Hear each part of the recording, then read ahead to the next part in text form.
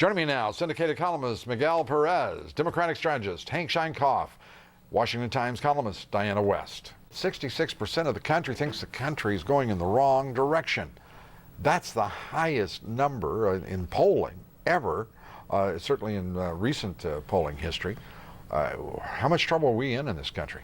We're in a lot of trouble. The system, which has not been the most stable of late, will continue to destabilize. You'll see Republicans in deep trouble in the Congress and in the Senate in 2008, and you'll see the Republican candidates beat a stampede away from George Bush and everything connected to him.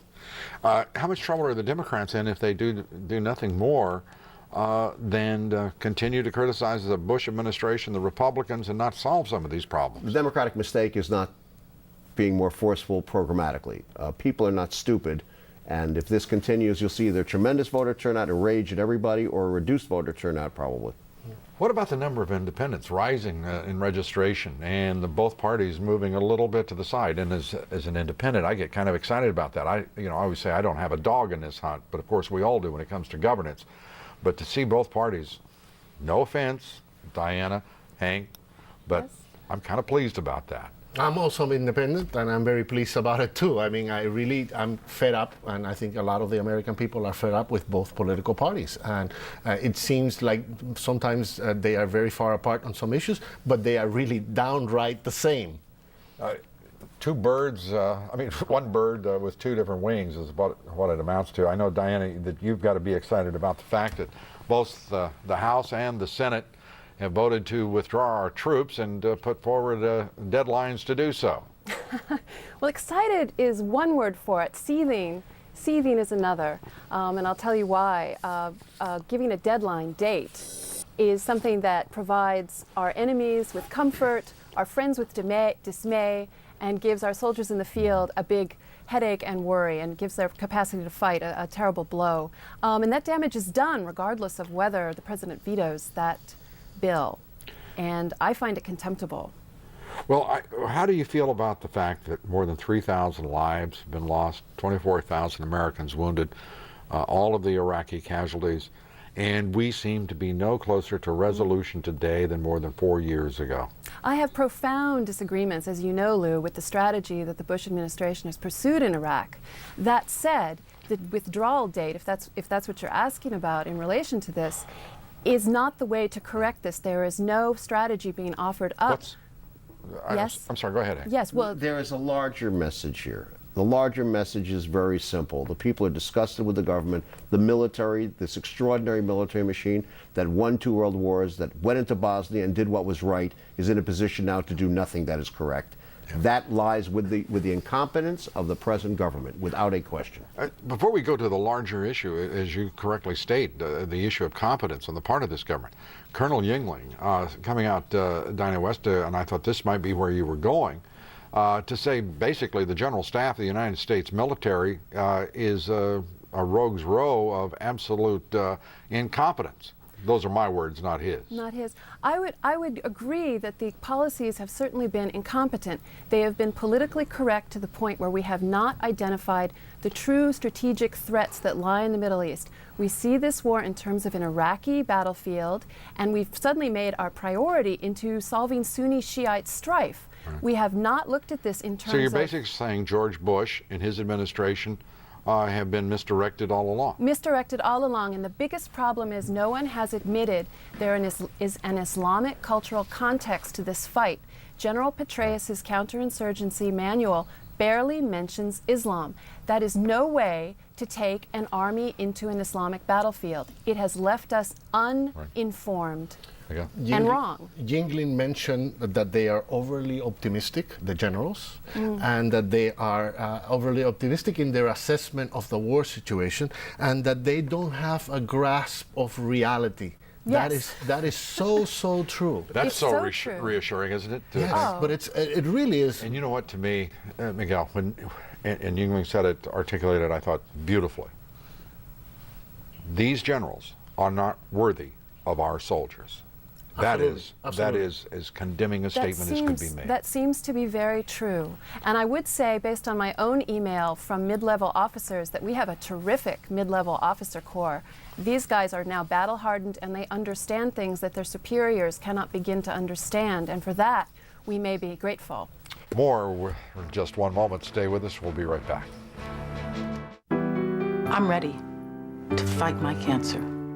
I'm ready to begin chemotherapy. I really am ready because I'm going to take Neulasta right from the start to help protect me from infection.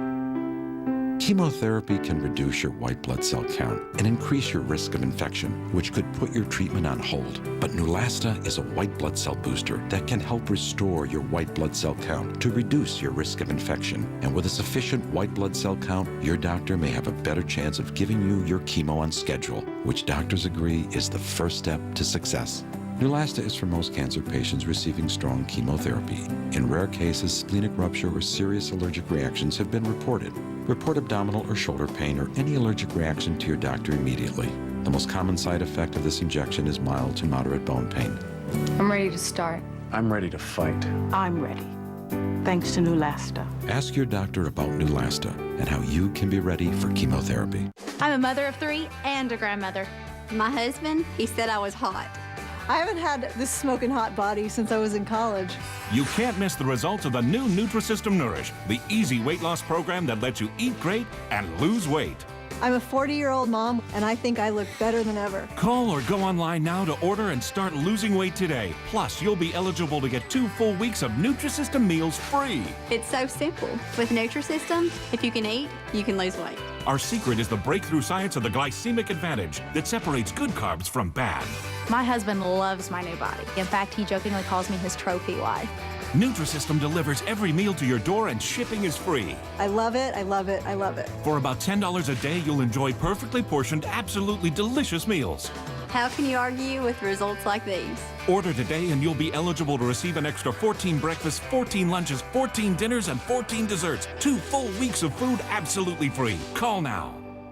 All next week, CNN celebrates Larry King's 50 years in broadcasting. Wednesday night, Katie Couric turns the tables and asks Larry what it's like to be the king.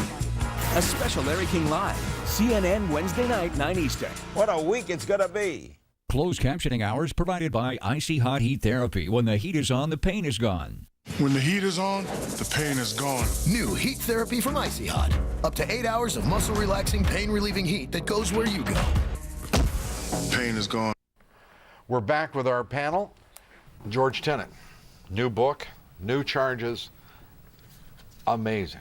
Slam dunk, mischaracterized, and leaked from the inner circles of the White House to provide diversion and cover, if you will.